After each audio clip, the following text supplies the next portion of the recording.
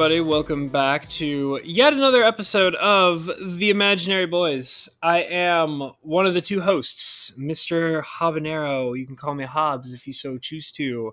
This over here is Mr. Lettuce. I don't know if he has a shorter moniker than Mr. Lettuce, but we can call him Mr. Lettuce. And if he has something shorter than Mr. Lettuce, then you can call him that, I suppose. So, how are you doing, Mr. Lettuce? How are you doing today? I'm doing good. Nice.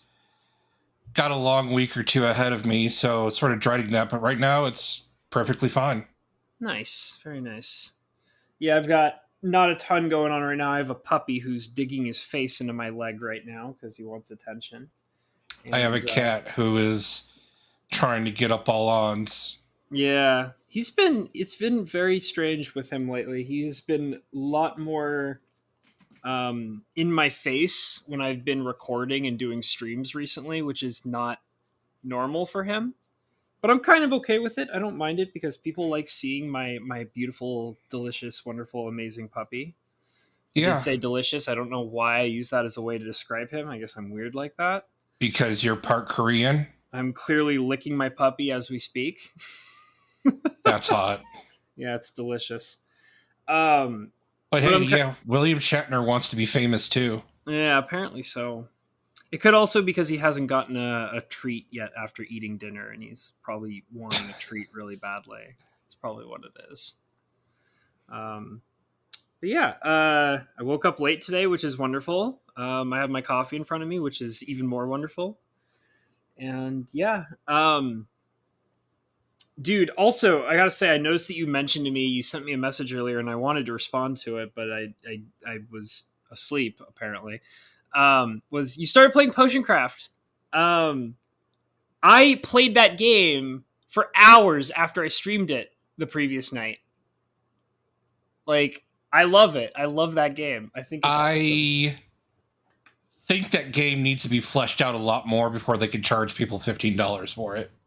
Yeah, I did run into some stuff where I was like, I wish there was more here. I ran into some problems with it, but I still found it really fun. I loved it. And I feel like that. I don't know. I feel like it was okay to pay $15 for it. Because I really enjoyed it. And I mean, if I could play a game, even if it's just on stream, and normally it's like, oh, well, I try not to spend like too much money on any particular game. I definitely don't do like full price $60 games anymore because that's stupid. I don't care who you are. Okay, listen, guys. Okay, if you are out there, I'm sorry. Like, I'm sorry if I'm about to break your heart or drop like a news bomb or an information bomb on you right now. But bro, if you're paying $60 for a video game in the current time right now, like, it's 2021. If you're paying $60 for a game, what are you doing? Like, what are you doing? Like, don't pay $60 for any game anymore. Don't do it. Because 9 times out of 10, like, I've learned most $60 games are a ripoff these days. Like, it's not the early to mid 2000s anymore, where AAA game studios are actually producing something that's worth your time. They don't do that anymore. Okay, they don't. So, like, this ain't the days of like Skyrim and Fallout 3 where you can pay $60 for a game and get your full money's worth. Okay, it's not. We don't do that anymore. If like, set yourself a budget that's like $20 or less for games. And then if anything is more than $20, you wait until it goes on sale and then you buy it. But the thing is like, I consider, like, if I'm paying like money for a game, which I obviously, a lot of good games are free these days too. I usually say to myself, like, is it like $20 or less, and then, like, even if it is in the lower $20 range, I still ask myself, can I wait until this game comes down to a lower price from $20? So I felt like that what I saw with Potion Seller, what I saw with that game before I bought it, it felt like it was worth $15. And that's kind of actually rare for me, because usually I see a game that's like $15 and I'm like, I could probably wait until it comes down in a sale for like $6, you know? So, but I liked what I saw, and I paid $15 for Potion Seller. I played it on stream, not knowing what I was going to get into. And I had so much fun that I lost 2 hours during a stream playing that game nonstop.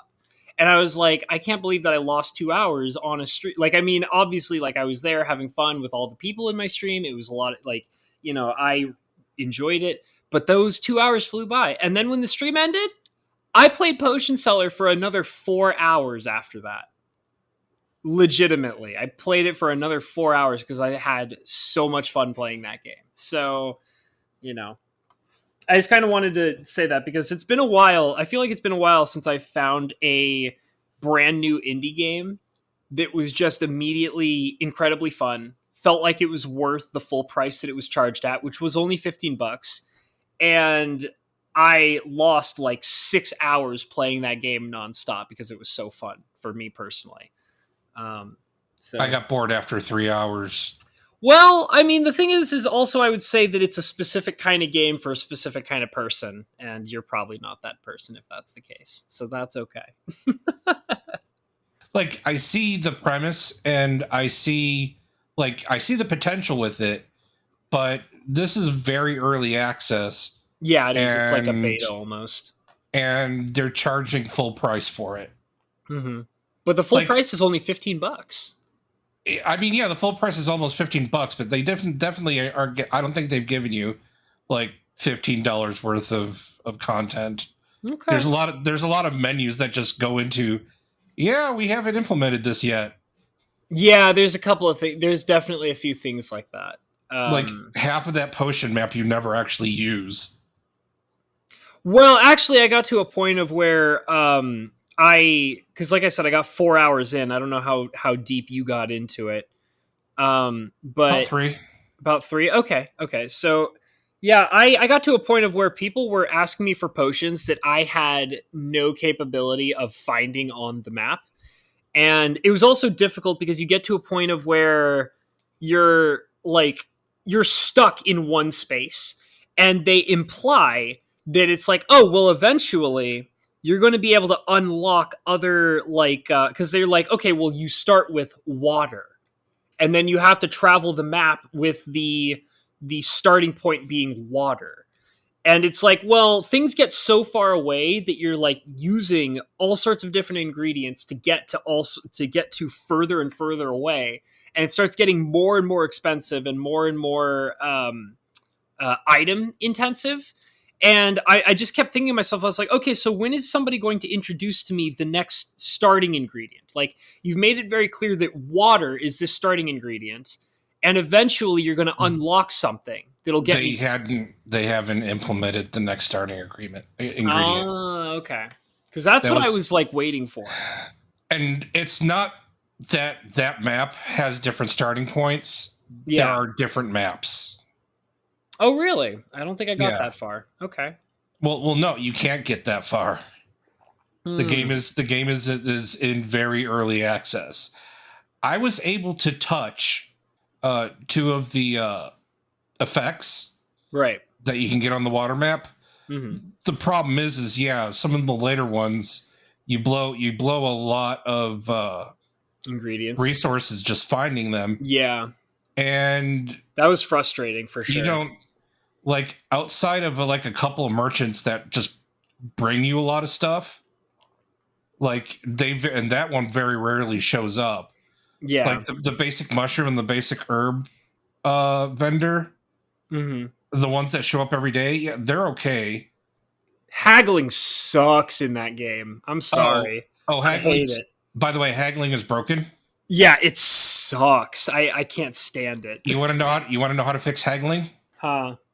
Go into your graphics setting and limit your frames to 30 frames per second. Oh, and then it just slows it down so you can constantly like do it. Oh, that's stupid. Yeah, the physics on the scale is tied to your FPS. Oh no! So like the way down to where it goes bad. Yeah. just drops instantly, and there's no way to recover it. So if you go down to 30 FPS, then it gives you a fighting chance. At which point you can, somewhat haggle on your side. Yeah. But the problem is that unless you're creating level 2 or level 3 potions, mm-hmm. and level 3 potions they need to fix that. Is that like where you get 3 effects on a single thing? No, that's where if you are in the middle of the bottle. You have to be pixel exact. Yeah. To get 3. I got lucky with a couple of them. Like literally I would describe it as pure luck to unlock 3 level 3 potions. I got 2 of them. Yeah. And after that I never got them ever again. It's pure luck. Yeah. Because if your mouse if it senses a smudge on your mouse, you just light nudge. Yeah. And it moves you that 1 pixel, because it is pixel. You have to be pixel perfect. Yeah. To get the 3. 2 is relatively easy. I can get 2 most of the time. Yeah, that's easy. But 3 is pixel perfect, and because things are tied to a really weird mouse movement thing, it's almost impossible to ever get it without some sheer luck. That's another thing that they need to fix. That's literally how I would describe how I got 2 level 3 potions. It was literally by pure accident. It was a luck thing. It was just 100% oh, I guess I'm doing this now. That's nice. So yeah, but that's the thing is there's definitely some clear improvements that need to be made. The game came out this month. It came out on the 21st of September. It is currently the 29th. So it literally came out about a week ago. And a little bit more than a week ago, but so it's a brand paying $15 to alpha test some software felt gross. I feel like it's past alpha, but I definitely would think that I personally the haggle mini game. Yeah, that's pretty broken. Being tied to FPS, that's something that you clear before you get into beta. Yeah, I could see that. But I overall really enjoyed it.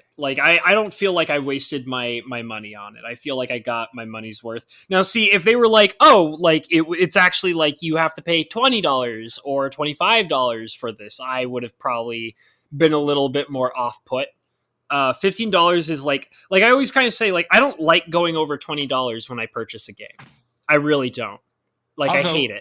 I'll pay $60 if it's a game that I really want to play. See, I have a couple of games that I absolutely want to play more than anything, right?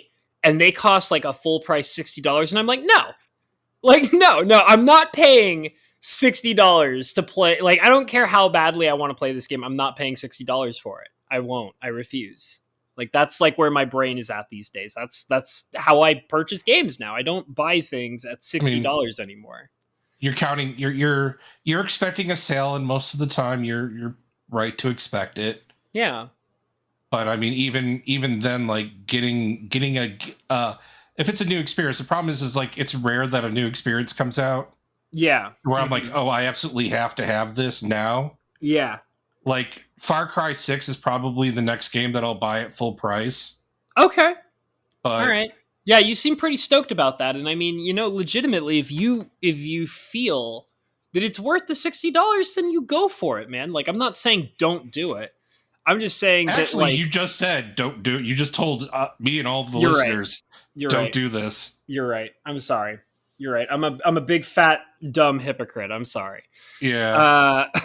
I don't know, because I do here's the thing, Far Cry will go on sale eventually. It will. But I also feel I can understand if you want to play the game the moment it comes out because you're a big fan of it. So, well, the thing is when you're talking about a sale, you're talking about the difference between 60 and 50. Okay. it might hit the Steam winter sale and get as low as 45. Yeah. Unless the game tanks, at which point, if the game is tanking that bad, then I don't even want to play it. Yeah. Yeah. Yeah, you know what, I'll definitely be that hypocrite and definitely go back to what I said originally. I just don't pay $60 for games anymore. Like that's what I stand by. I mean, it's rare for me because I have enough of a backlog to where, like, I mean, it has to be something for me to be like, yeah, I'm going to buy it when it first comes out. Mm-hmm. I think a part of it too, though, is that, like, me personally, I'm not a person that runs on a budget that can, like, afford to buy $60 games anymore. Like, when I was, like, a teenager where, like, I didn't work a job and, like, my parents, you know, bought things for me all the time.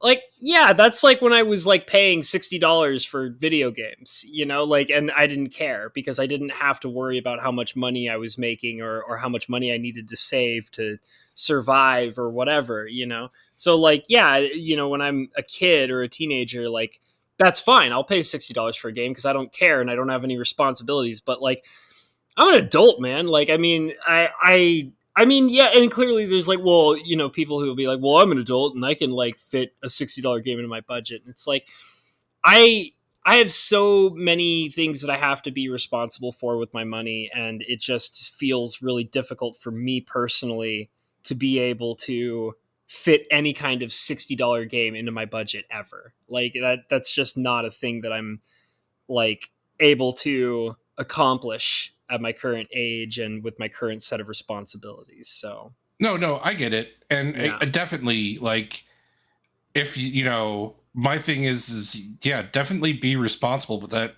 holds true with everything. Yeah. Yeah, it is. Like, if you've got your things, you have to be just have to be mindful of your situation. Yeah. Yeah. Like, I don't buy every $60 game that comes out. No, and I wouldn't expect you to. Like, I wouldn't expect anybody to ever want to do that. It's Like, ridiculous. I'm not buying Hello Kitty's Island Adventure. Okay, well, now you're just getting, like, listen, okay? Whoa. Let's take this back a minute here. Are you going to really just hate on a total masterpiece that is clearly worth $60 and many, many hours of your life? Like, I mean, clearly, if there was ever a game that you should be, you know, spending all your money and all your time on, it's Hello Kitty's Island Adventure, and I don't even understand how you would dare to even argue against that. Because I've got big brass ones. Wait, what? Could you repeat that? I have big brass ones. Oh, okay. I thought you said okay. I I mean, that's funny, like, but what I thought I heard you say was I have the, like, I basically thought you said that you had the same game but with big boobs. So I thought you were like, I have big breast ones. And I was like, wait, Hello Kitty with, like, breasts? Wait, what? Hold on, good, take it back. Wait a minute, what? All you hot furries out there who want to get some hot, sexy Hello Kitty action, uh, we have just the game for you. Uh, okay. Yeah, don't hate on Hello Kitty's Island Adventure. What are you doing? Man, When's the remaster of that? When is Bethesda going to buy out Hello Kitty's Island Adventure and remaster it 10 times in a row like they did Skyrim and re-release it for a full price of $60 over and over again every single time? I don't know. But here I am about to buy Portal again for the second time, and it's only $10. Huh. Are they selling it as Orange Box, or are they just selling Portal by itself? I mean, it's $20 for the whole Orange Box. Yeah. But I'm not interested in Half-Life or Team Fortress. Okay. So, and I've been thinking a lot lately, like about Portal 2. Yeah. So, great game. Yeah. No, I mean, Portal and Portal 2 are great games. Yeah, they are. And I mean, Portal, this full game experience, which was basically a tech demo, and it was nothing ever more than a tech demo, only $10. Yeah. That's awesome. I have only bought Orange Box one time. I bought it on the PlayStation 3 like a long time ago. Long time ago. I And mean, I yeah. I bought it for I bought the entire Orange Box collection on sale as a used game, hard disc, like back in the days before digital gaming. Or at least when digital gaming was very small and people weren't doing it constantly. I bought Orange Box on a hard disk on sale used for I think like $12 or something like that, and never regretted it. I think I still own it, or either that, or I think my parents might have it because I think I might have because my stepmother was really into the Portal games, so I think I let her borrow my copy of Orange Box, and then I never saw it again, which is okay. I love my stepmommy; she's amazing, and she's allowed to have that forever if she so chooses to. And she loved it so much that she even went out of her way to go and buy Portal 2. I think I've explained this before, but for anybody who doesn't know, the women in my family are the most intensely hardcore gamers I've ever met in my entire life. Like the men in my family, including myself, we are not hardcore gamers. We try to be gamers, but we're not the most hardcore gamers. The women in my family, which include my stepmommy and my wonderful sissy, which I love both, and I think my stepmommy probably listens to this. Maybe my sissy listens to this. But those ladies are the most intense gamers I have ever met in my entire life.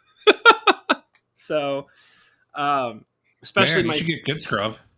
I know I'm bad. Did I ever tell you that the only reason why I am even slightly good at video games is because at a very young age, my sister, who was a young teenager when I was a small child, she taught me how to play competitive video games so that way she always had somebody's butt to kick whenever she would play games. So that way, if she ever played a multiplayer fighting game or a multiplayer racing game, she would always have somebody who she could totally destroy at them. So that was me. I was the little brother that would play games with his sister and get his booty wrecked on a regular basis in every game that he ever played. So there you go. So the legacy of me being terrible at video games goes all the way back to my very early childhood. So you know what? We've been chit chatting about whatever we feel like. Let's get into the meat and potatoes of this. Let's talk about some Nintendo Direct. That's why we're all here tonight, isn't it? Yeah. So you did your homework. Yes, I did. I tried. I tried my best. I watched it once. I did think about watching it a second time, but I didn't because I didn't. It didn't really need a second watch through. Well, I mean, the main thing was I kind of wanted to just rewatch the parts that I was the most interested in, but I didn't do that either.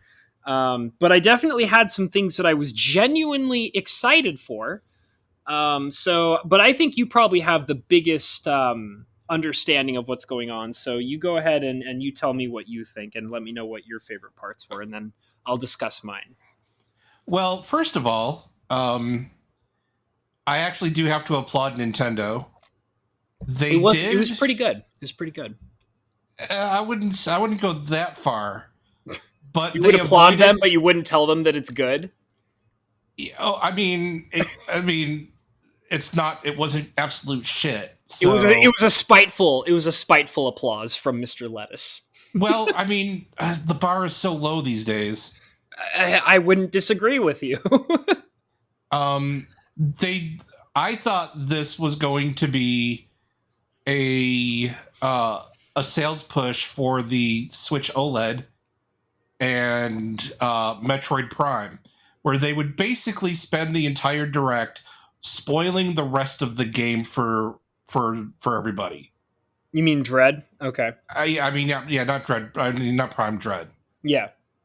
Because Nintendo, if you haven't realized, has already spoiled good chunks of that game. Like, a boss reveal that would have been really nice to not have before the fact got spoiled. Yeah. For Dread. Yeah. So we know way too much about the world the game is in. Things that would have felt really good discovering. I definitely have naturally. some world building issues with that game that I'd be willing to talk about when we get into it. But go on, go on. Well, I mean, sure, but like there was a lot of stuff to where that they've kind of given away Yeah.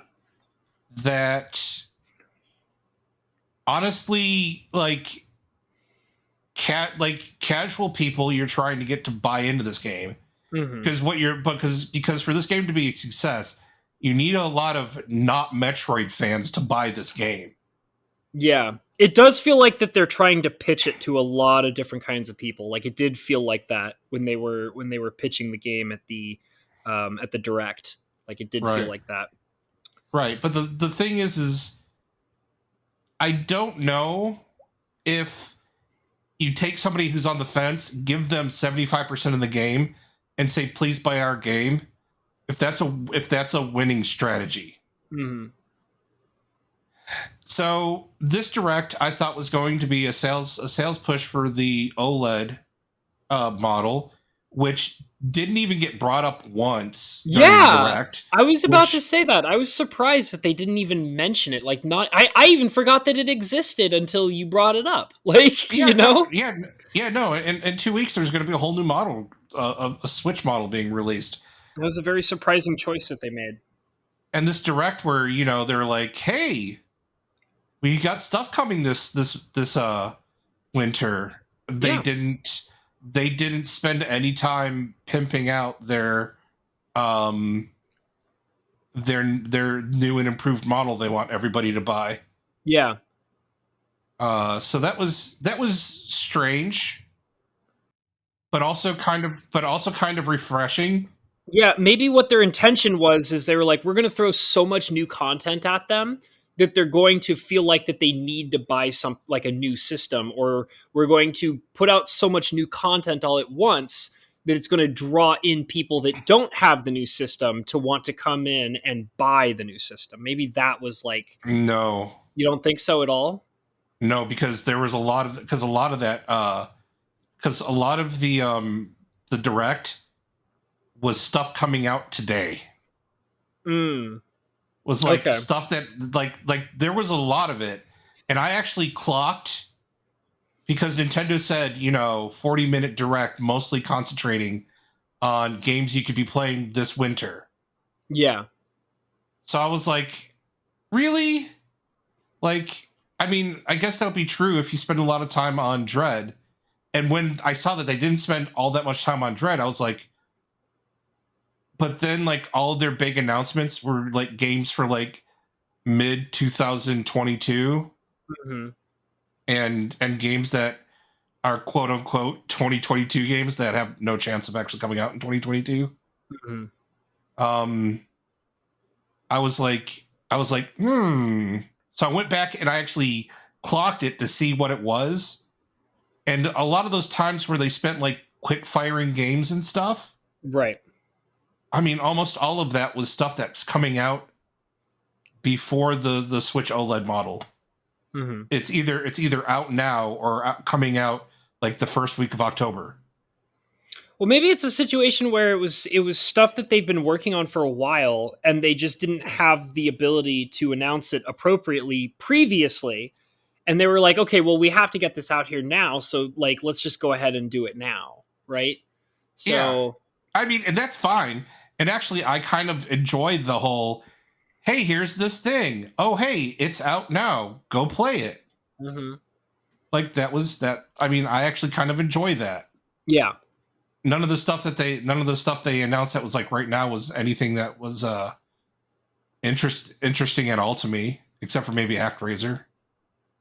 ActRaiser? Yeah, the ActRaiser reimagined thing. I don't remember that at all. Okay, it's like an older game. Oh wait, I think I do remember that. Wasn't that like we're bringing back a classic or something like that, right? Yeah. It was right after the Castlevania Game Boy trilogy. Yeah. By the way, I had to say I was actually kind of surprised. Like I was kind of excited at the idea that they're creating they're putting in so many old games to just download onto the system and play. Like, I kind of liked that. That was something, like, I mean, it's not something that I would personally buy. I don't even have a Switch, so I couldn't possibly buy it even if I wanted to. But I was like, you know what? I feel like that, them doing this is allowing like more people that would otherwise not be interested in the system to come back and have that kind of nostalgia trip. I thought that was a good choice that they made to bring back all those retro games the way that they did. So, yeah. well, I mean, it's not like it's not something that's, going to be, drawing in tons and tons of new people, like it's not like it's this absolutely spectacular system selling kind of thing.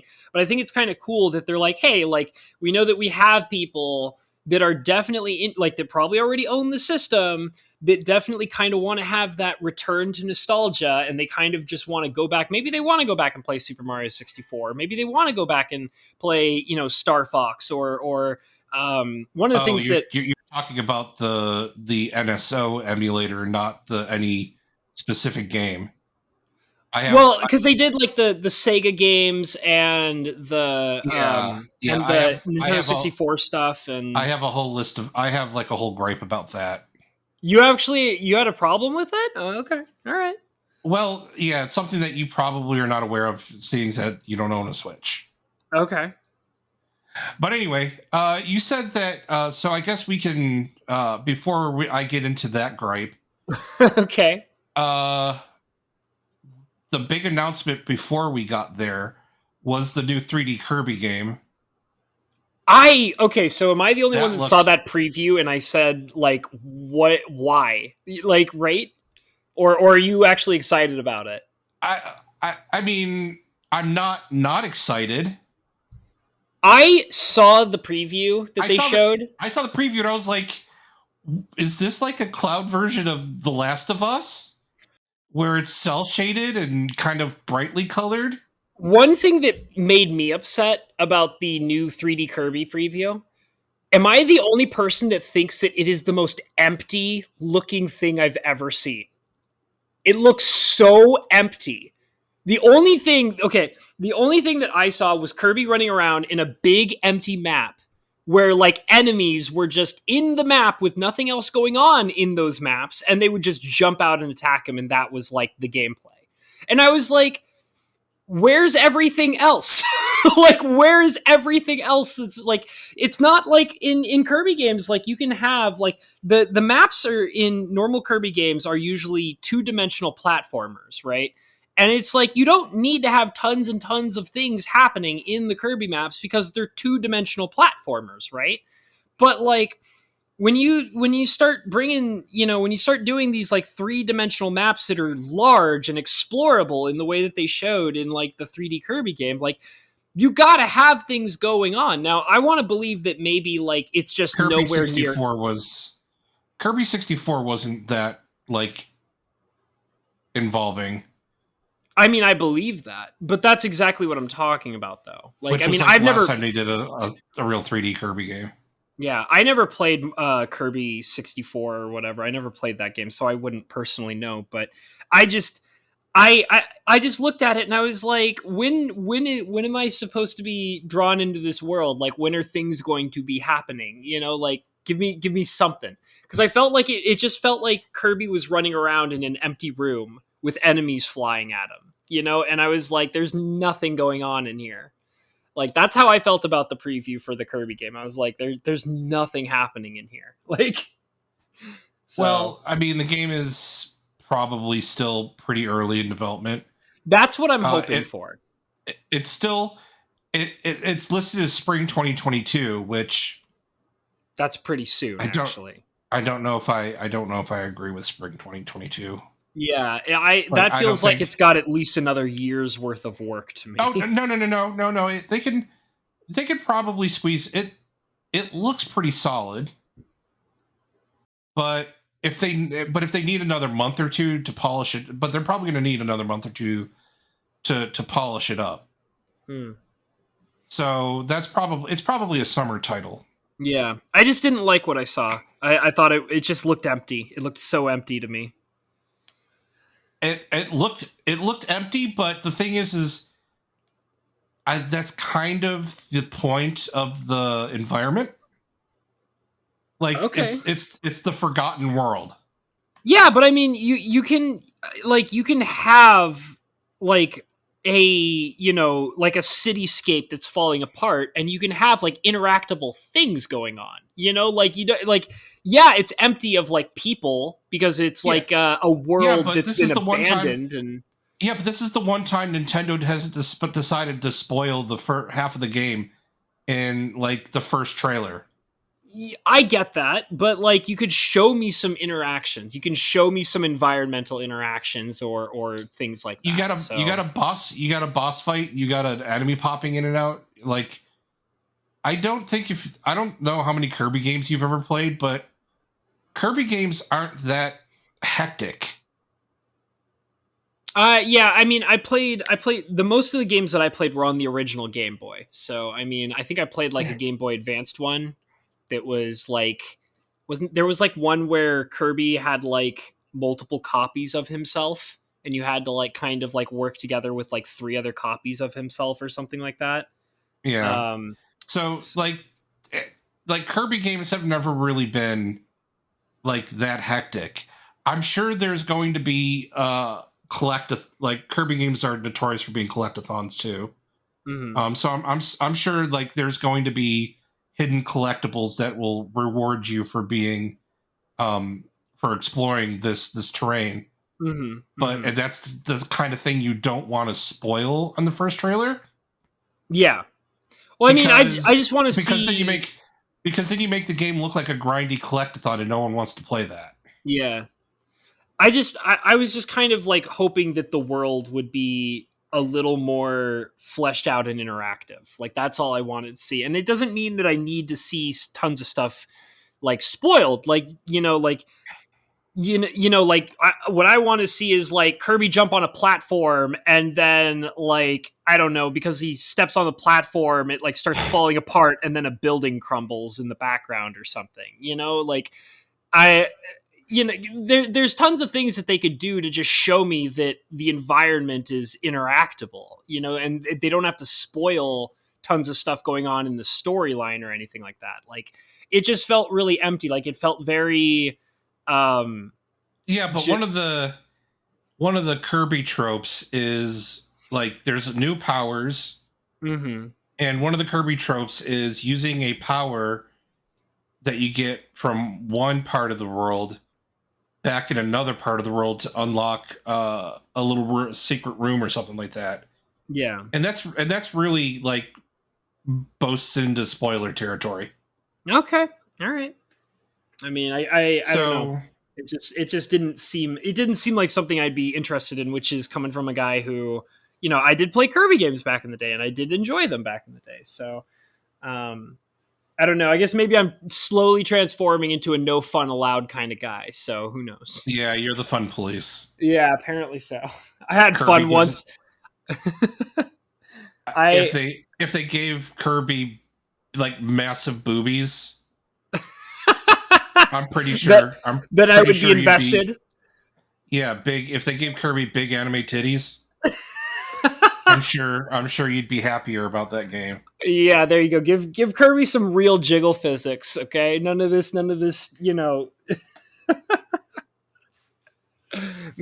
I need Kirby to be more jiggly. Thank you very much.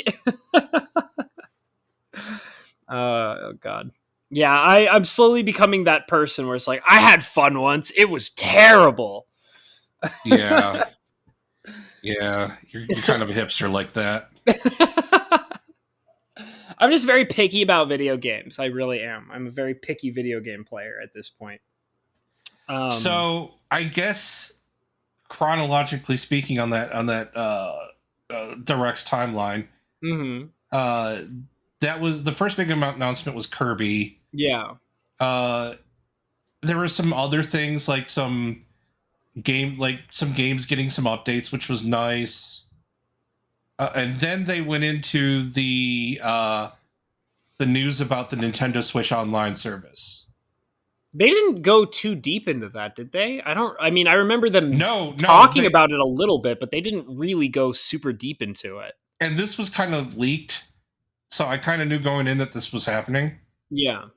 But it's the fact that N64 games and to an even greater extent Genesis games are being partitioned off of the Nintendo Switch Online service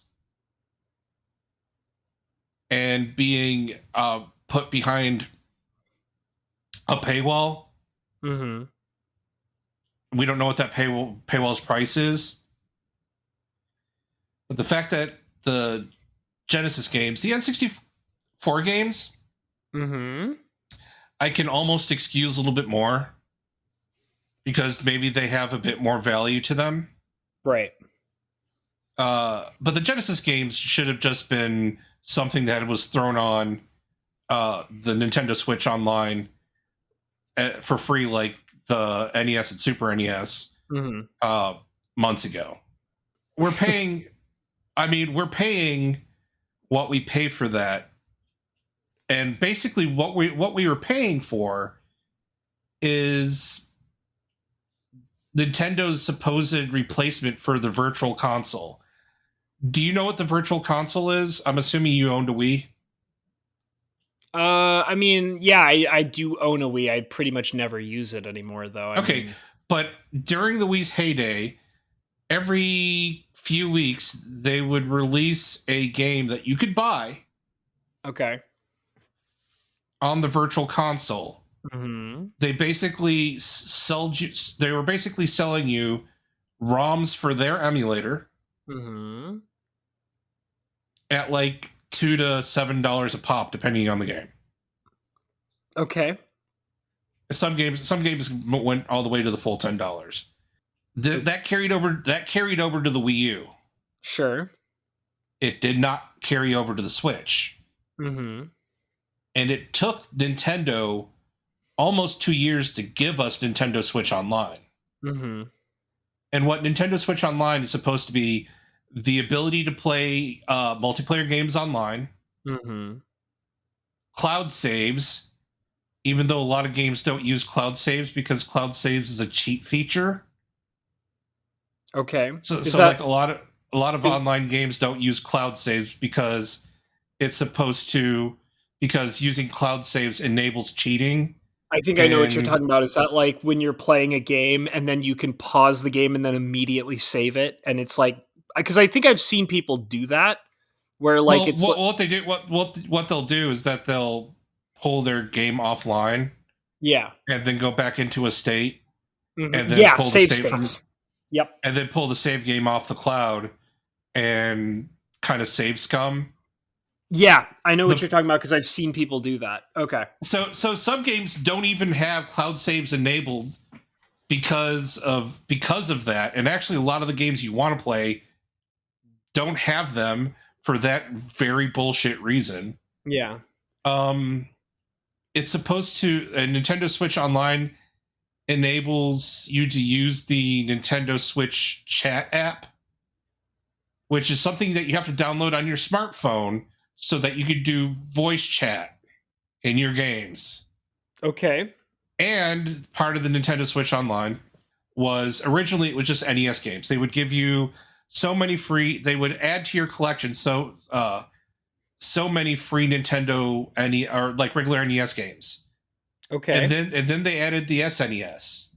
The problem is that they drip feed new games like once a month or every other month.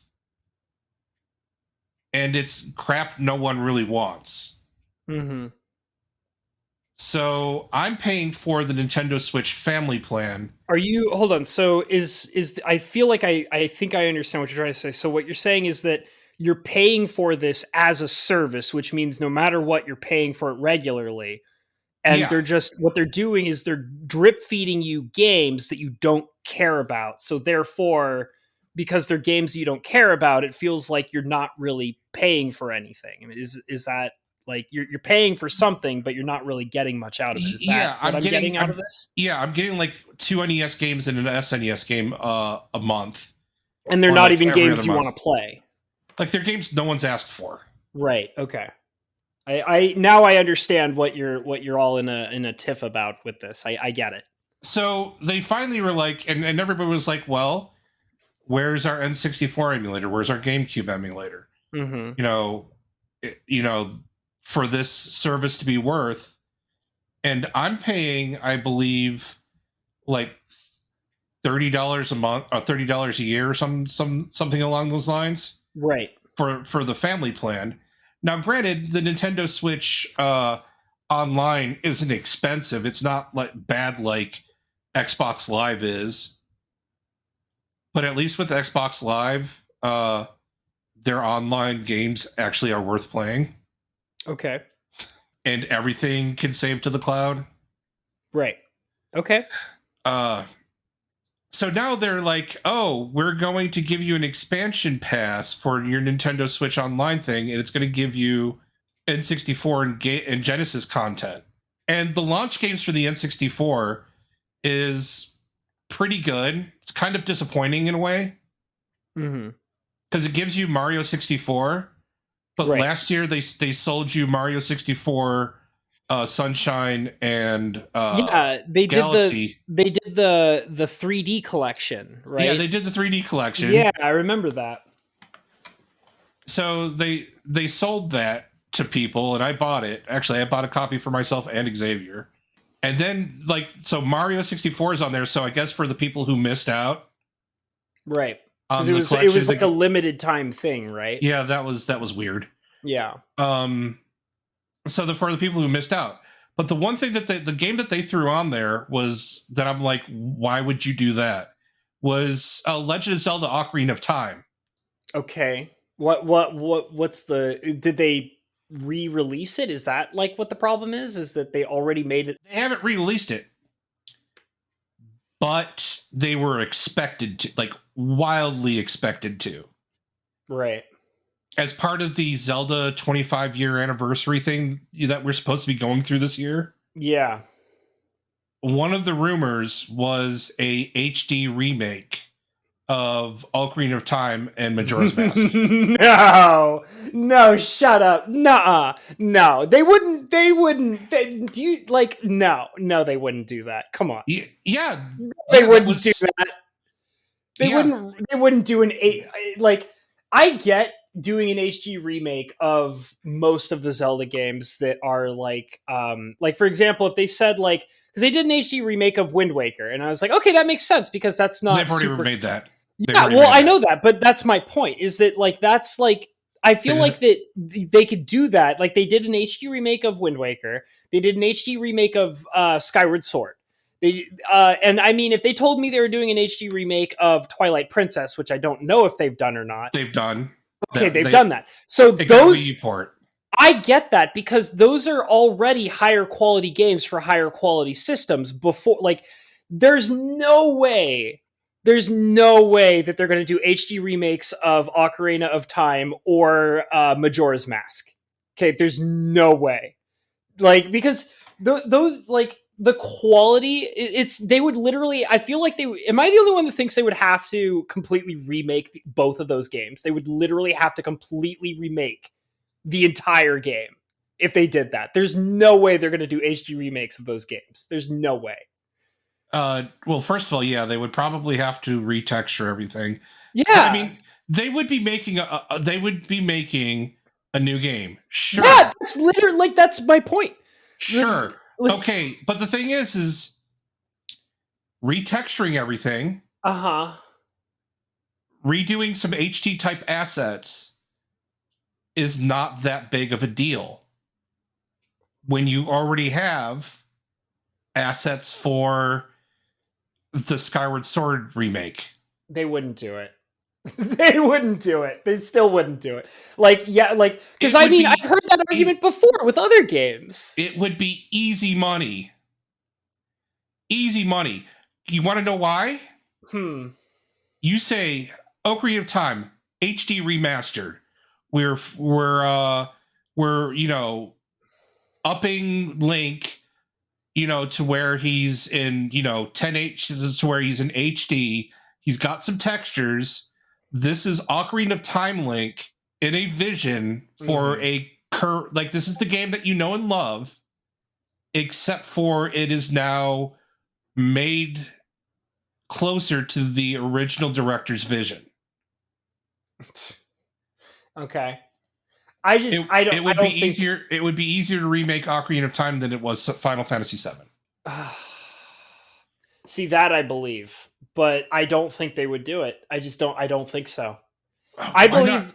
You want to know how much money Squaresoft is making off of the Final Fantasy VII HD remake people? Yeah, I'm sure, but they're actually getting them to double dip a year later. Yeah, because they're releasing it in chapters, right? Well, no. I'm not even talking about like the second part. I'm talking about the first part.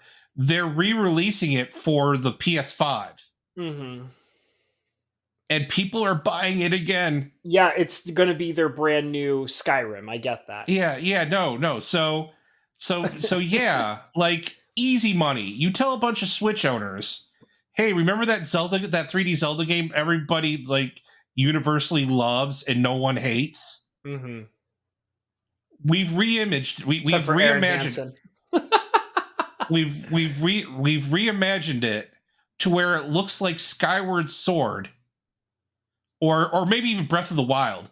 We put Breath of the Wild Link, and we made like a little like young Link, like we made him look badass, and we have Breath of the Wild Link in the Ocarina of Time Hyrule, and that Hyrule Field's been redone to look like Hyrule Field in Breath of the Wild, except for it's not all, ruined.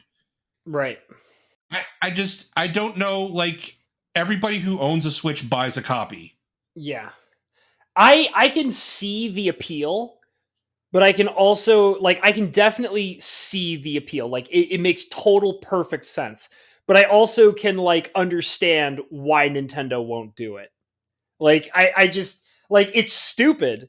But I can what? I thought this game was going to be what Nintendo releases in 2022 when they say, hey, you know that Breath of the Wild sequel you're waiting for? Yeah, here, have this instead. We're still working on it.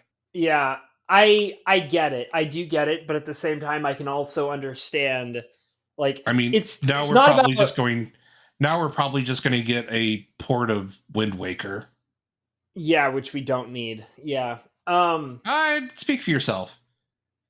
Are you going to buy Wind Waker for like the umpteenth time? Is that I will buy Wind Waker HD a second time if it gets ported to the Switch. You're that guy who buys Skyrim like 20 times, bro. Dude, really? Yeah, because I have bought. Okay, well, I guess I bought it 3 times. Once on the PS3. That's how many times I bought it. That's how many times I bought Skyrim. Once on the computer, and then Special Edition on the computer. Yes, that's how I've bought Skyrim 3 times as well. So yeah. Actually, no, I've bought it 4 times. Now that I remember. I bought more than you. So I'm the asshole here. Yeah, I bought it for console. I bought a hard copy before I got heavy into buying digital copies for everything. Bought a hard copy, and then I bought the special edition on Steam. Yeah.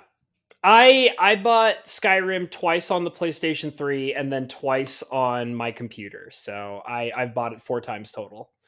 Okay. But I have only paid full price for it once. So I've only bought it for the full 61 time. Okay. So if this expansion pack is more than like $5, I'm telling people I'm not upgrading. I don't care how much Xavier begs. Yeah. To finally get to play Ocarina of Time on a Switch. I'm like, no. I don't know. I feel like you spoil that little boy, which rightly so. So I don't know. I don't know about that. And moving along, they announced a announcement for the final Smash reveal next week. I could literally give less than a shit. Like, Yeah, yeah. I mean, I'm kind of curious as to who the last character will be, but just for the memes. They've got a content update in the Animal final Crossing. the final character for Smash Brothers is going to be Goku. Clearly, just going to go ahead and That would be funny. yeah, it's clearly good. Everybody knows it's going to be Goku. From we all know that Dragon Ball Z's Goku is going to be the final character for Super Smash Brothers. We all know it. I kind of want Kingdom Hearts Sora. No, it's going to be Goku. Everybody knows it's going to be Goku. Don't you doubt me. don't you challenge me on this. Okay, I mean that's fine. Because I clearly care about what the next character is going to be in Super Smash Brothers, the game that I don't play anymore. they announced a announcement for content update to Animal Crossing. Yeah, and I was like, oh hey, that thing that came out that probably should have oh hey, a fall update that should have happened last fall. Yeah. I mean, good grief. That game is a big deal. Like, it was a big deal. I feel like it's still kind of a big deal, but it's like fallen out of popularity. So maybe they're trying to like bring it back into popularity, but it got really popular for very specific reasons, and I don't feel like those reasons really apply anymore in the same way that they did before. So I don't know. My girlfriend and my son still log in every once in a while. Okay. Well, I mean, every once in a while, whereas compared to every single day, every single hour, right? Oh yeah, no, they're. So I guess we should probably broach the next big announcement, the one after the NSO announcement. There's definitely two games I super duper want to talk about, but I'm gonna hear you out on what you think. Oh no! Let's go ahead and do your games first. Okay, so the first game that really wowed me, and I wasn't expecting it to wow me, is Voice Card. Did you see that? I think it was called Voice Card. Voice of the Card. Yeah. Oh yeah, the Square Enix card tabletop RPG dealy. Am I the only one that thinks that looks surprisingly good? Like, I mean, I'm not a person who's a big fan of digital card games. Okay, I really am not. I'm not that interested in digital card games. I don't find them that good. A lot of the time, I'd rather collect real cards and play with them. But I loved the idea that you're playing cards as an RPG where the cards you're collecting are literally story characters and they have their own stories and things going on. And then everything in the game is literally cards being played. So like the environment is cards, the interactable objects are cards, the monsters are cards, like the characters are cards, the NPCs are cards, the buildings are cards. I thought it was unique. I thought it was different and interesting. Because I mean, a lot of the time I've seen digital card games that run like RPGs before, right? And a lot of the time when I've seen like, digital RPG card games, it's like, oh, well, we have this environment and like you have like your main characters and blah, blah, blah. And it's a normal game that you're running through as a normal RPG. It just so happens that only the combat is a card system, right? But I weirdly liked seeing how literally everything was cards, and the fact that you could interact with the different cards in a way that you would interact with cards in real life. And I don't know, it looked really unique and interesting. So that was like the first game that really stood out to me. I liked it. I thought it was interesting. I thought it was a unique take on like a card RPG game. So I'm actually looking forward to that. Like, it looked really cool. I kind of want to like actually try it out. I don't know if it's going to be something that would be released on Steam. If it's a Square Enix game, I feel like it might end up on Steam. Like, so I'm kind of hoping that that's going to be a thing. I hope they don't charge like $60 for it. Cause I mean, if they do charge $60, I ain't touching it. Like, I'll be straight up. But, that was a game that stood out to me. And I thought it was, it's PC, Switch, PS4. Yeah. So, I mean, I think that looked really good. So, what did you have any particular opinion about it or anything like that? No, but there was a demo that was available that I haven't touched yet. So Okay. I saw it and I was like, huh. And then I was like, well, I'll see what the demo's all about. Okay. I'll So I'll see if I can get my hands on the demo if it's on PC, and I'll try it out, and then maybe have a more um, cohesive opinion about it. So you didn't really care about what it was, or you didn't really like it didn't really stand out to you in any particular way. uh, it was kind of like all the stuff that you got into it was stuff that, I think you kind of inserted mentally by yourself, because what they showed at the um direct was some very high level concept stuff, Hmm. and Well, I mean, it didn't feel like it was. It felt like it was very high level, and then they're like, "Oh, here's this demo." I'm like, "Okay, good, little high level announcement plus demo. Let me get my feet wet a little bit." That's probably how these games should be right. advertised. Well, I mean, they definitely showed like the environments and how they were built out of cards and stuff like that. Like, I mean, they showed like them traveling through the forest, moving spaces, which is like the cards traveling on top of other cards. Um, they showed the monsters like appearing and stuff like that, and they were cards that were being, I think they were being flipped over to show you that you were encountering like a monster or whatever. So I don't think I inserted too much. They showed NPC cards as well, I think, if I remember correctly. And mind you, The game pre-orders on the Switch for about $30, by the way. see, that's expensive for my tastes. So we'll see. We'll see. Um You spent but it, $15 on on an alpha for a potion mixing game. yeah, and I enjoyed it. Okay, well there you go. I mean, but like I like my limit is like 20. My limit is usually like $20. That's normally how I feel. So and I mean, I've also bought like other alpha games like at like prices that are above like $5. Like I bought like I mean I streamed it a couple times. I don't really stream it anymore, but I bought what was it called? Uh I bought Oxygen Not Included when it was in like early release, like beta. And I mean, that was a game that was had a lot of flaws and brokenness because it wasn't a fully complete game. I don't know if it's actually in full release yet, even. But I enjoyed it, and I definitely didn't mind paying the full price for it while it was in early release. So I mean, I've done that before, because it looked like a good game, and I had a genuinely fun time playing it. So I don't feel bad about that. If it genuinely looks interesting to me and I feel like it's worth my time and my money, I'll buy it. Like, but I mean, like I said, I have limitations. Like, I usually don't go above $20. That's just how I am. Like, I don't do that. So, um, like I mentioned before, I don't buy $60 games. I don't do that. That seems a little over the top for me.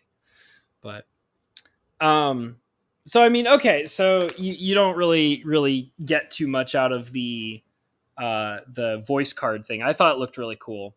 Um, but the other game, which I thought you were kind of segueing into anyways, which is why I wanted to kind of talk about the games that I was the most interested in because I thought you were segueing into this, was Triangle Strategy. Yeah, and that's the actual name for it. Yeah. I think this game is going to be amazing. I think it's going to be probably one of the most amazing games of all time. That's clearly my opinion. But as a person who absolutely adores Final Fantasy Tactics and a lot of the games that are either that are related to Final Fantasy Tactics or based off of Final Fantasy Tactics, I think that this is a game that I am going to absolutely love. And although I won't pay $60 for it, the moment that it goes on sale at a reasonable price, I will probably get my hands on it, and I will probably be very obsessed with playing it a lot. Um, so, and I also one of the things that I really liked that they showed in the direct was that they explained that they released it as like They released a demo, yeah, and took in that, feedback. and they took the feedback from the demo and said, here's the changes that we've made. Yeah. No, that was actually quite interesting. Yeah, I'm really glad that that's something that they did and that they showed for the announcement for Triangle Strategy. And which says to me, even more so than it did before, that this game's going to be fantastic. I think it's awesome that they're taking player feedback legitimately. It looks like they're working their asses off on the game. And the game looks beautiful. Like, from the very small amount that they showed, the game looks beautiful. It's the same team that made Octopath. Yeah, Yeah. It's the same team that made Octopath Traveler. And if this game follows the same path, if this game does the same thing that Octopath did, Yeah. the game will release on the Switch, and then a year later will release on Steam. Yeah.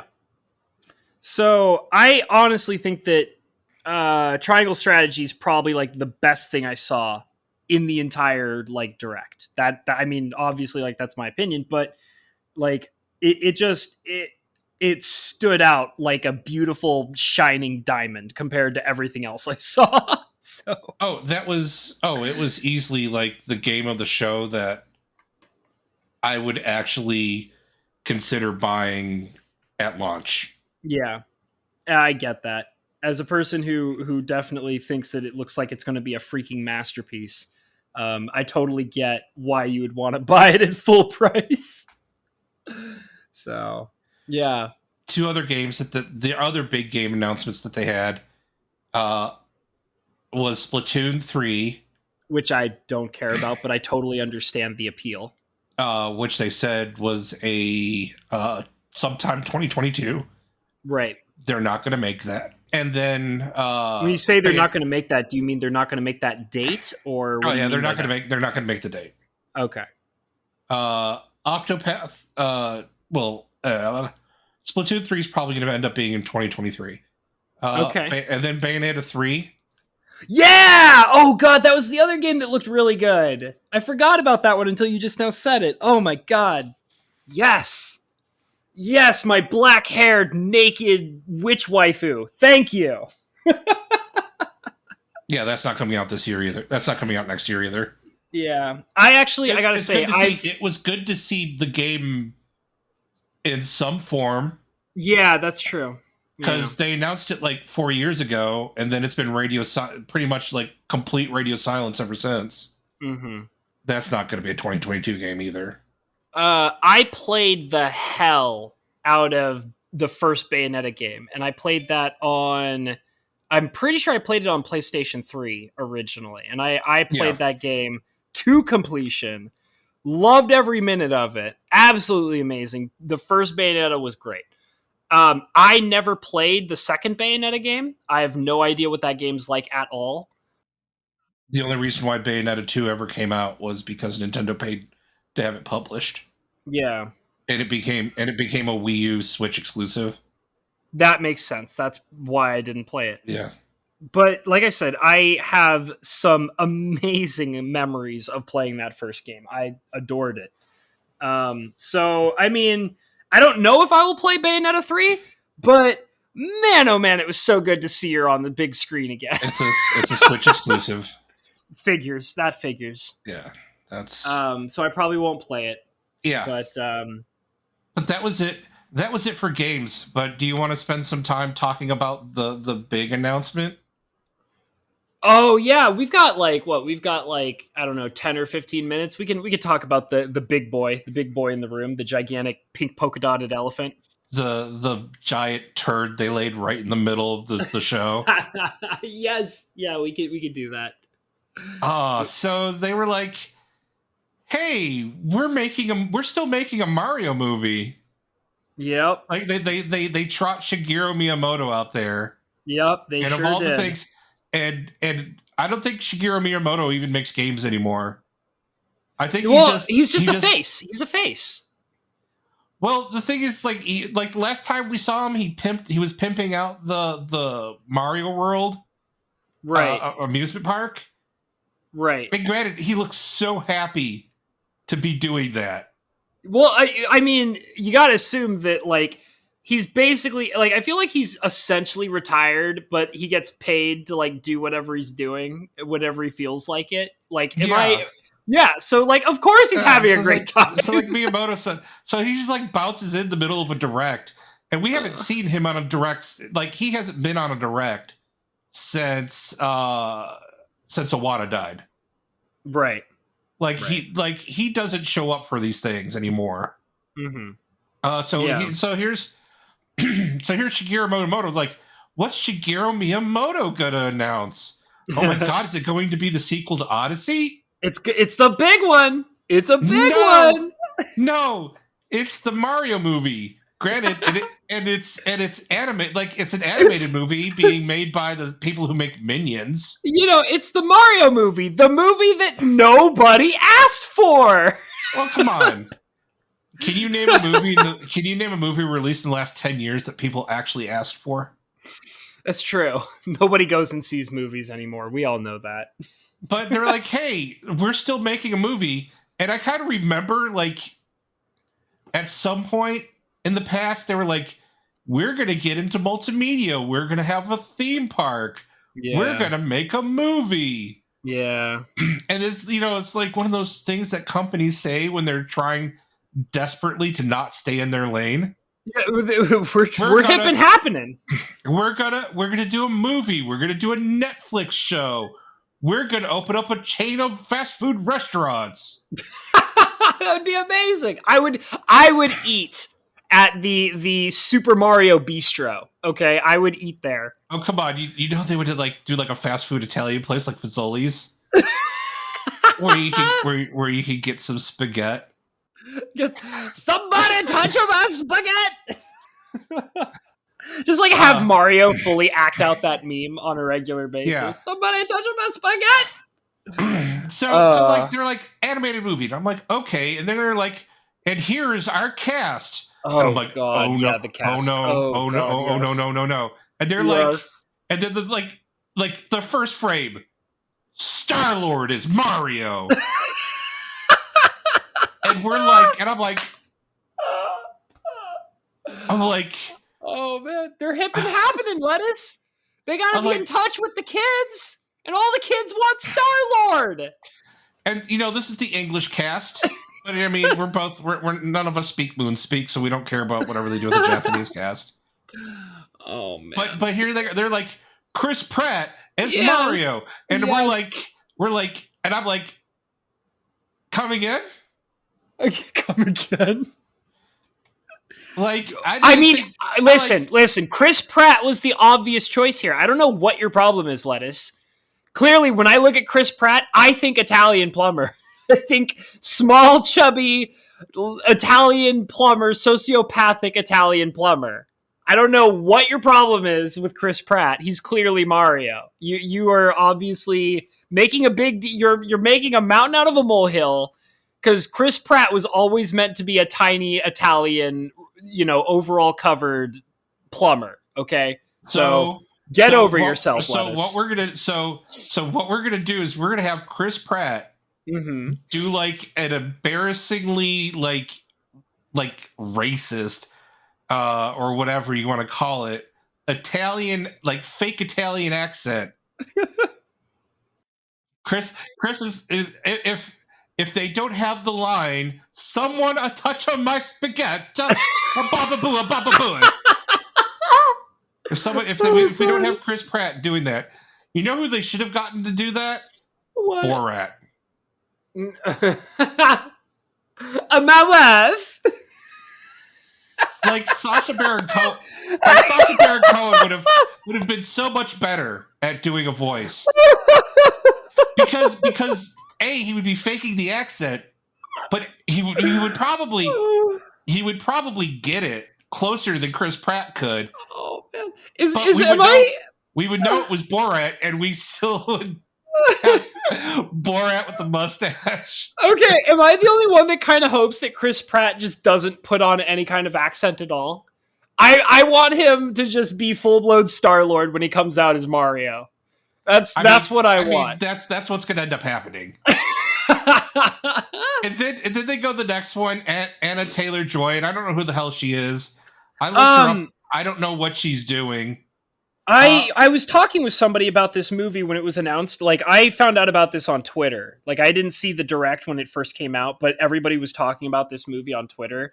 Right. And I mentioned it to some of the coworkers that I have. And they're like, oh yeah, like she played like the main character in The Queen's Gambit or something like that. And they're like, oh yeah, I know her. Like she's a good actress. And I was like, all right, I'll take your word for it. Like I haven't seen The Queen's Gambit. I've not seen The Queen's Gambit. Yeah, neither have I. Because it was a made for TV movie. Yeah, I definitely have a couple of coworkers that say like she's a pretty good actress. So I was like, all right, I'll take your word for it because I don't know anything about her. Sure, whatever. But nothing to speak home to about when you're thinking of her as Princess Peach, you know what I mean? But yeah, that's kind of the underwhelming one, I guess. She's in The New Mutants.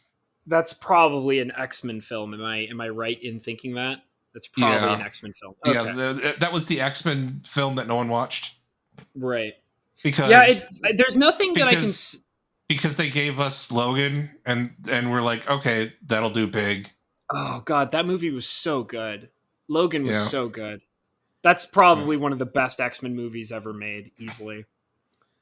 Easily. Okay, and then like the hits keep coming. Charlie Day as Luigi. You know that he's going to be like the best thing that happens to that movie. You know that, right? That was a pretty solid casting. Yeah, that he's going to be the best thing that ever happens to that movie, hands down. Like I just got to go ahead and say I love Charlie Day. Charlie Day is Luigi, and I instantly was like, okay, I can see that. So that's not that bad. Yeah. Yeah. And then they're like, Jack Black is Bowser. And I'm like, excuse me, all my want? and at which point we're like, why is this not live action? Yeah, yes! Yeah, that's my biggest complaint. That's my biggest complaint. With a cast like this, why are you not making this a live action film? They gave us a live action movie in 1993, and they casted Anthony Hopper as Bowser, as kind of like Trump before Trump became Trump. Oh man, it's just and that 93 Mario movie was just like chef's kiss. Yeah, that was a special kind of terrible, wasn't it? John Leguizamo was Luigi, and that guy can't act at all. And the funny thing is like he's this obvious Hispanic guy playing an Italian. Dude, there's so many fun things about that movie. Like everybody always wants to just say like this is the worst movie ever made. It's like, do you not enjoy like camp films? Yeah. Like, do you not enjoy camp films? Like so like Jack Black. And the problem is Bowser it's got to be weird getting Bowser have dialogue. Yeah. It'll be interesting. Like I want to see how that's written. Because you have Jack Black, and Jack Black has range as a voice actor. Yes, he does. He does. He's actually surprisingly good. So like that feels like an overcasting that feels like an overcasting. Like they were like, well, we have Chris Pratt, but we're going to need more names. Get us Jack Black. And Jack Black's like, yeah, I'll do anything. Well, I think what happened was it's more like not necessarily that Jack Black responded with, hell yeah, I'll do anything. What probably happened was, hell yeah, I'll play Bowser. Like, that's probably what it was. Possibly. Like, well, I mean, Jack Black is no stranger to being in video games. Yeah, well, he's it's not that he's picky, but like when he sees an absolutely amazing opportunity to just act absolutely insane, he'll take it. And listen, right. if you go to that man with like, you can play Bowser in the official Nintendo sponsored movie, he's like, hell yeah, I'm gonna play Bowser. Are you kidding me? Like, why wouldn't he? Like, oh my god, I'm like, okay.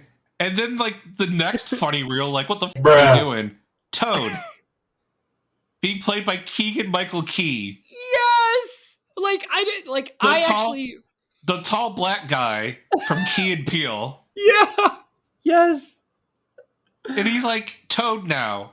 So here's Toad has always been depicted as this whiny, high-pitched. Yeah. And now we've got like smooth Keegan Michael Key. Yeah, doing that voice. Mario, your princess is in another castle. No, we're gonna get like Shaft Toad. Yo, Mario, your princess is in another castle. Yeah. And here's the funny thing. And here's another funny thing that came up. Like John Leguizamo was like, "Oh, too bad this cast for the new Mario movie is all white." And I'm like, bro, do you even know who Keegan Michael Key is? Yeah, like what are you talking about? He's like, he doesn't count. He doesn't count. Yeah, sorry, Keegan Michael Key, you're not black anymore. Ask the gay Hispanic who used to be Luigi. Oh man. So in the middle of this Mario movie, they have two Donkey Kong characters. They have two Donkey Kong characters? I only know the one, which is, by the way, an amazing pick for your cast, it's like by the way. Seth Rogen is Donkey Kong? Yes! I don't see it. Donkey Kong and his big gigantic bong? Yeah, hell yeah, man! Are you kidding me? Like, is Donkey Kong gonna go over to Mario and be like, hey, "Are you Jewish?" Weed. pass the Banana Express, bruh. Oh my weed. God. And then they cast Fred Armisen as Cranky Kong. What the hell is Cranky Kong doing in a Mario game?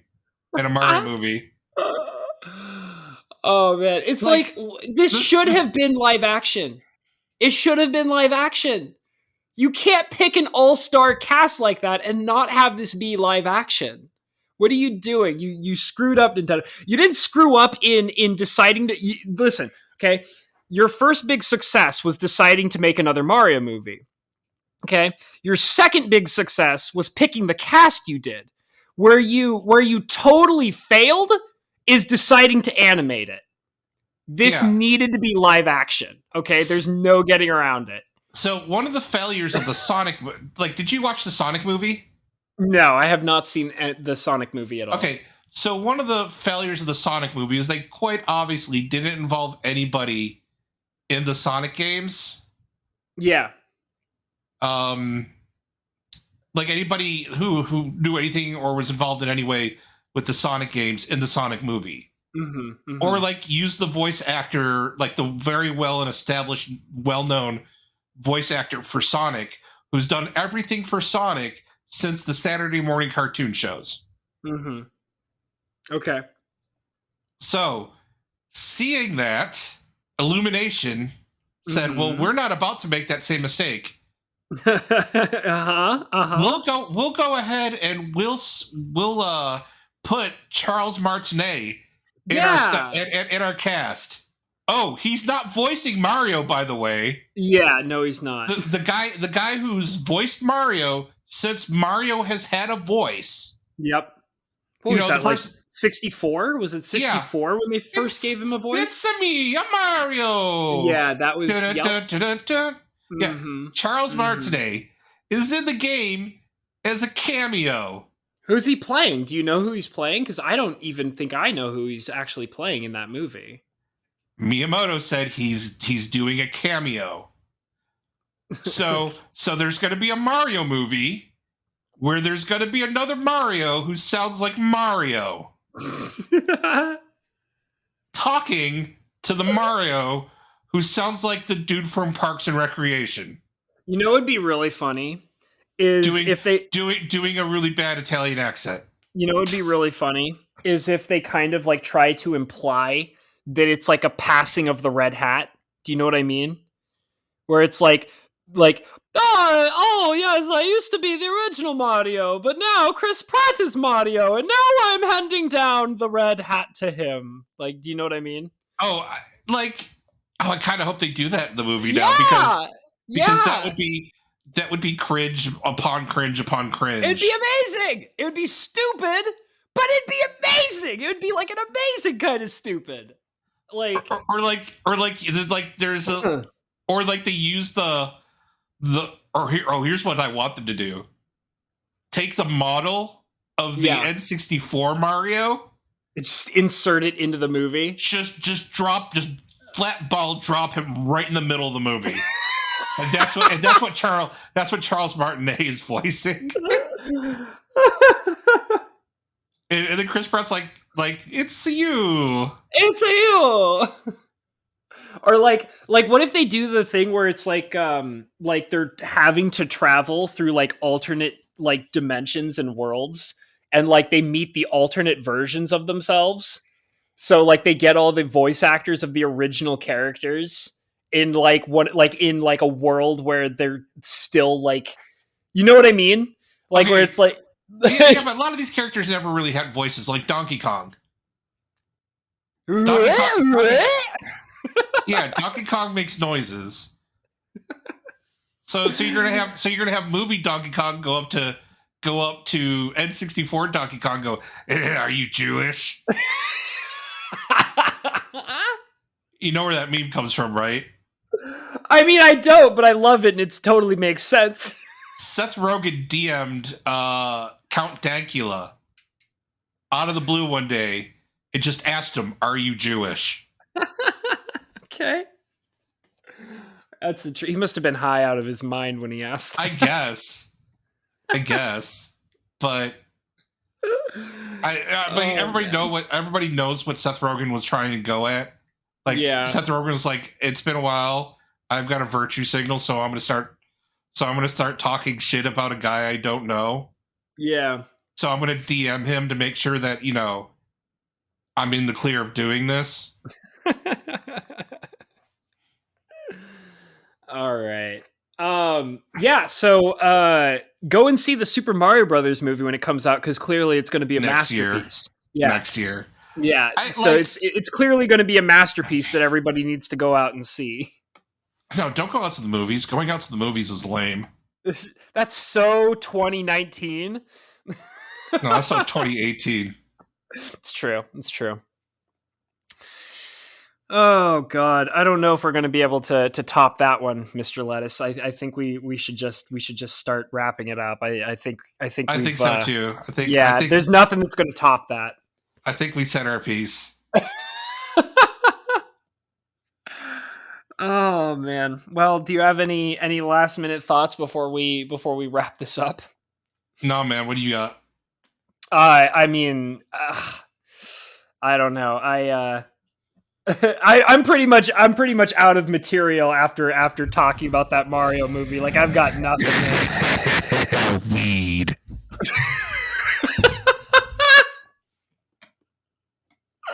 That was my audition tape to be in the next Mario movie. I think you should send that to Miyamoto himself. I think his body is ready for that one. Yeah. All right, man. Well, I mean, there's definitely, like, I mean, I got a lot out of this Nintendo Direct. Like, I really did. I feel like that it was definitely one of the most productive ones they've done in a while. I feel like I was actually invested in it. There was some things that I really liked. There was some things I didn't care. Even though I don't own a Switch, that's correct. Well, I mean, most of the games that I was really interested in are games that are probably going to come out on Steam anyways. So, in time, which is fine. I don't need it instantaneous. I still don't own Octopath Traveler. Like, I still don't own that game. I want it, but I still don't own it. So there you go. I mean, I feel like it was pretty productive. I thought it was a pretty productive Direct. It was definitely hilarious, that's for sure. But yeah, let's go ahead and wrap this up. So thank you guys all. Yeah, you're not going to buy it. It's even on sale. It's on Steam. It is half off until the 4th. right now. Yeah, Really? it's half off right now, but half off makes it $29.99. Well, I mean, that's a pretty good price though. Like for that game, I legitimately don't think it would ever get lower than that. So I'll think about it. I didn't think it was actually on sale right now, so I'll look into it. But anyways, yeah, I know it's more than $20. Ooh, listen to Mr. Habanero, the biggest hypocrite on the planet. Yeah, I know. I say a lot of things that are wrong, and I'm used to it at this point, and I don't care. So, anyways, you've been thank you all for being here. You've been with Mr. Lettuce and Mr. Habanero, the hypocrite, who says one thing and then clearly does something completely different. So. I'm going to say all the wonderful things I say at the end of everything that I always do, which is, first of all, thank you guys so much for being here and listening to us. We appreciate every one of you, all of our listeners and supporters. If you haven't already, please hit that like button. If you're not subscribed, please subscribe. It really helps us out. There's a notification bell. It would be greatly appreciated if you ring it. You know what? I should do this more often. There's a link in the description below that goes to Lettuce's channel. So go and give him a bad time. Just go in there, go into that description below, click on his link. Just give him the worst time you possibly can. I hear that one of the best ways to really just give him a bad time is to just yell at him that he needs to make more content. I hear that that's what really gets his gears a grinding. So go over to Lettuce's channel and just subscribe and make him think that you care about what he's doing. Subscribe. Yeah, just go ahead. Subscribe. Subscribe out of spite for Mr. Lettuce. Please do that. It would be greatly appreciated on my end. But you can also check one video. You can hate like that thing. Yeah, hate like it. It's a spite like. Yeah, spite watch me play Kingdom Hearts 2 Rando. There you go. Just all the hate directed at Mr. Lettuce over here. I love it. Hey, Chrono Trigger is an $8 game on Steam. Okay, I'll look into it. But anyways, yeah, check also in the description below for all of my wonderful links, such as PayPal and Streamlabs. Those are great ways to donate to the channel. Really helps me out. Helps all money and all donations go towards the channel and making it a better place for everybody, including myself. And also, thank you to my wonderful Patreons, which also include Mr. Bo Falcon, Mr. Fajuk Enterprises, Mr. James P, Miss Rebecca, as well as Mr. Scorpigeist. Those wonderful Patreon members support me on a regular basis. I greatly appreciate everything they do because they support me all the time, and I love them for it. So thank you guys so much for doing that. You're wonderful people. So anyways, thank you for being here. Follow your dreams. And other than that, we have been the spiteful, hypocritical, imaginary ones. Love you. Love you guys. Bye.